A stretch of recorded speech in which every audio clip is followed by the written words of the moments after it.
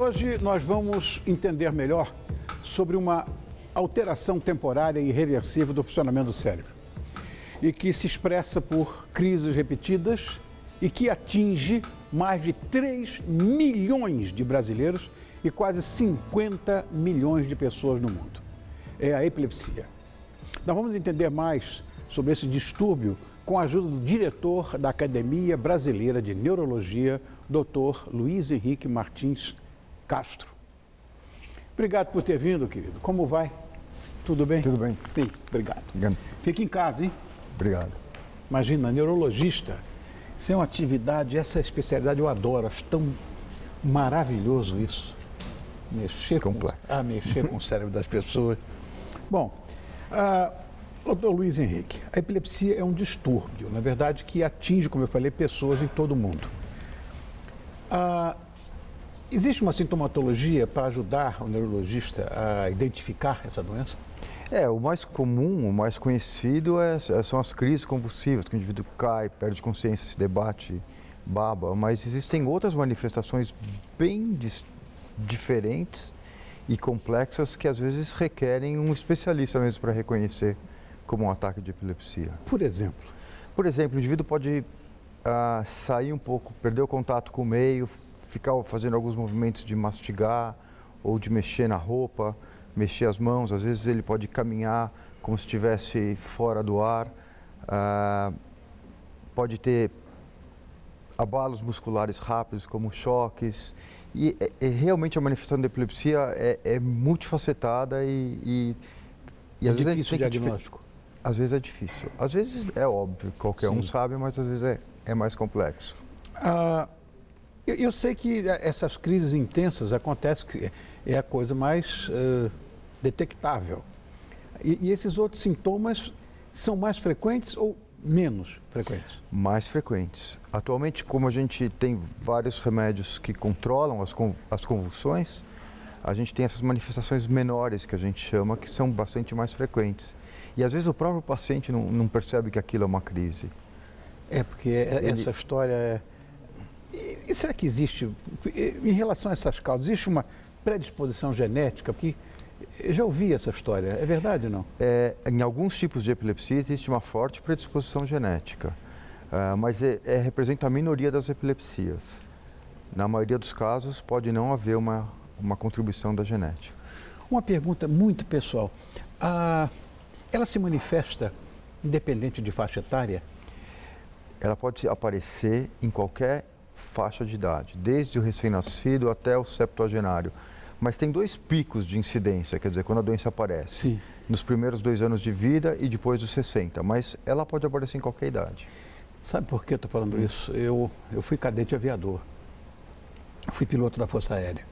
E eu tinha um colega de academia que, já jovem ainda, nós éramos todos garotos naquela época, inclusive, e ele foi desligado, porque ele era epilético e teve a primeira crise na academia. Uma coisa horrível, eu estava do lado dele. Uma coisa horrível de ver. É muito assustador mesmo. É assustador, vez, quando mas você vê. Estava tudo certo já, cadete aviador, de repente teve aquilo. Imagina ter uma crise voando. É assustador. Ele foi desligado, uma coisa triste, foi uma choradeira terrível. Por isso que eu perguntei quando ela se manifesta. Tem uma forma que tipicamente aparece no adulto jovem. Então, é provável que esse seu colega tenha sido uma delas. Bom, é a história, né? Você falou em assustado. As pessoas ficam assustadas. Eu fiquei durante a crise, né? Agora, tem sequela nessa história ou não? Então, todo mundo comenta, né? Uma crise convulsiva mata neurônio. Isso é bobagem. Na verdade, o problema da crise é que a pessoa pode se machucar, se ele estiver numa situação desfavorável, ele nadando, por exemplo, ele pode se afogar, ele pode cair, sofrer uma queda. Mas as crises repetidas também eles acabam levando a consequências, como os pacientes se tornam mais sujeitos à depressão, a dificuldades de memória. Mas no final do século XIX se acreditava que era uma doença degenerativa, que levava a uma perda das capacidades. Isso não é verdade. Eu ouvi muitas essas histórias, né? Quando eu estudei biologia, é que eu sou botânico, não tem nada a ver com fisiologia animal.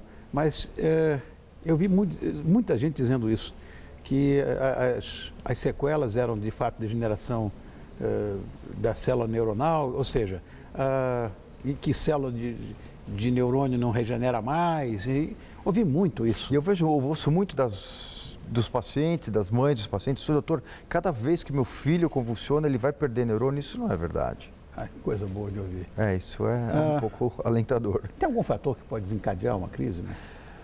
Olha, em alguns tipos, por exemplo, o estresse é um desencadeante muito importante. As pessoas relacionam muito a períodos de estresse muito intenso e isso é muito nítido. Para algumas pessoas e para algumas mulheres, o período menstrual é um período mais vulnerável. A pessoa dormir pouco para alguns tipos de epilepsia. E existem fatores assim individuais. Há um outro bastante conhecido, é a luz estroboscópica, mas que menos de 5% dos pacientes com epilepsia, eles têm essa predisposição a ter crises desencadeadas pela luz estroboscópica. Outra coisa que é um mito, todo mundo fala, não, luz estroboscópica não, porque você pode ter epilepsia. Eu cansei de ouvir isso. Isso é só em alguns casos, e mesmo em pessoas que têm essa predisposição, quando o remédio controla bem, eles podem. Eu tenho um paciente que tem epilepsia e é DJ, toma um remédio e ele tem uma epilepsia que a gente chama de fotossensível. Tá. Então, tá lá com as luzes. Ele faz tudo o que não é para fazer, né? Ficar acordado demais, mas com a medicação adequada e ele aderindo ao tratamento, ele pode levar a vida de DJ normal. Nós estamos falando que ele faz tudo ao contrário. E o que deve ser feito? Quer dizer, o que é recomendado a fazer, não fazer durante uma crise? Vai. Durante uma crise, se você está vendo alguém ter uma crise, a coisa que não é para fazer é o que todo mundo aprende que tem que fazer, né? Enfiar alguma coisa na boca para impedir que a pessoa não sei por que falam isso, mas que vai morder a língua. Que morde a língua, engole a língua, é impossível engolir a língua, ninguém consegue, nem... Mas todo mundo, assim, a primeira providência que nunca viu é achar que tem que pular em cima e pôr alguma coisa na boca, porque aquilo vai sufocar a pessoa. Isso é bobagem. Na verdade, se você puser alguma coisa lá dentro, você vai acabar machucando o seu dedo, se você puser uma colher, vai machucar mais a pessoa. Isso é o que não é para fazer. 99% das crises cessam sozinho em menos de 2 minutos. Então, a primeira coisa a fazer é ter calma, não deixar a pessoa se machucar, se batendo, proteger a cabeça, virar a pessoa de lado e esperar a crise passar, respirar fundo, que vai passar. Eu vi isso, depois eu vi várias vezes com esse colega, várias vezes, e ela passa mesmo. 99% das vezes. Às vezes pode acontecer da crise não cessar. E aí você tem que levar para um pronto-socorro para dar uma medicação para ela parar sozinha. Como é que funciona, né, o tratamento da doença?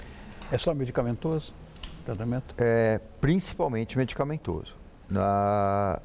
O medicamento controla as crises em 70% dos casos. Às vezes dá um pouco de trabalho, acertar a dose, acertar o remédio. E tem que ter um pouquinho de paciência, não achar que vai dar errado. Mais ou menos 30% a gente chama de difícil controle. E para esses pacientes aí tem outras alternativas além dos remédios. O remédio é importante para todo mundo. Claro. E, por exemplo, em alguns casos a cirurgia pode trazer um alívio completo de crises. Cirurgia? Sim. O que se opera? Na verdade, a gente usa vários métodos de imagem e de registro elétrico do cérebro para identificar a área do cérebro que está gerando as crises e, quando é possível, retirar essa área do cérebro que está funcionando mal cirurgicamente. Em alguns casos, é uma solução maravilhosa. Uma trepanação craniana mesmo? Abre, quer dizer, antes de você abrir, é feito um mapeamento para saber exatamente onde está aquilo e ter certeza que aquilo não vai causar nenhum estrago para a pessoa. Meu Deus do céu, eu não sabia. Para mim isso é uma grande novidade. Tem outras alternativas, por exemplo, existe uma dieta baseada em gorduras, eliminando completamente o açúcar, que muda o metabolismo do organismo e ajuda no controle. Existem técnicas novas de estimuladores cerebrais que eles entregam descargas elétricas dentro do cérebro e ajudam no controle de crises, então tem várias alternativas. E olha, tantos homens, né, importantes da história, gente conhecida, né, que sofria de epilepsia, o próprio imperador Dom Pedro, né, disse que ele era epilético também, e... Machado de Assis. Machado de Assis, olha, essa foi... Dostoiévski, é verdade. Júlio César. Júlio César não sabia. Está falando do mês de julho, que foi em homenagem a ele. Júlio César também. Isso fala contra esse dado que há uma perda cognitiva, né? Pelo amor de Deus, grandes homens dessa magnitude. E pensar que naquela época nem tinha tratamento.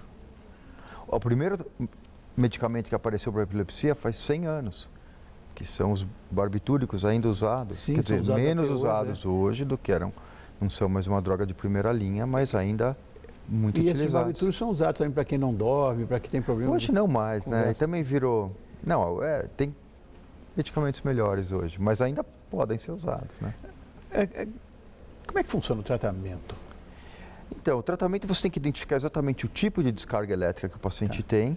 Você escolhe um remédio que tem a maior chance de controlar aquilo e hoje em dia... Fora a cirurgia, estou falando. Cirurgia... O tratamento hoje em dia assim, é muito interessante, né? Não é só controlar a crise, é devolver a qualidade de vida para o paciente. Tá. O paciente conseguir fazer tudo que ele foi privado pela ocorrência de crise. Cura? Não. Existem alguns tipos de epilepsia que desaparecem, alguns tipos na infância.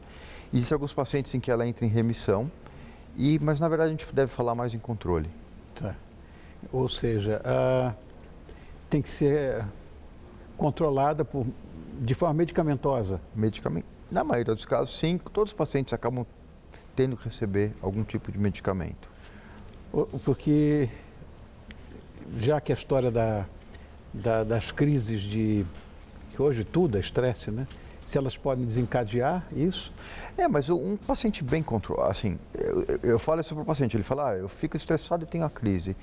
Não dá para viver sem estresse, faz parte da vida. Então, claro. Então a gente tem que obter um controle no tratamento quando o estresse do dia a dia não seja tão intenso para desencadear uma crise. Se ele tomar esse medicamento de forma sistemática, a crise não vem? Ele está bem protegido, Existem, então, como eu disse, 70% dos pacientes tomando o remédio ficam protegidos.